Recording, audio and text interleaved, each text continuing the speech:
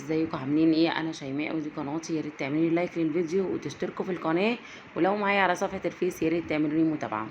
صاحبه قصه النهارده بتقول: انا يتيمه الاب والام، امي وابويا ماتوا من وانا صغيره، وخدني عمي الكبير رباني وقال لي خلاص انت هتقعدي معايا.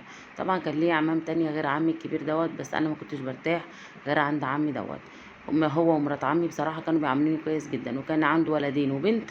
ولاده كمان كانوا بيعاملوني كويس قوي. كنت حاسه ان انا اختهم مش بنت عمهم.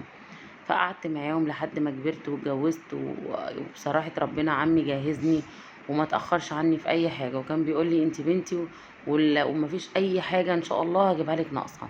وفعلا عمي عمل اللي عليه وزيادة. عمي توفى من قيمة سنتين. ولاده الصبيان الاتنين الكبار متجوزين، ومفيش غير بنته اللي هي الصغيرة عندها حوالي 20 سنة.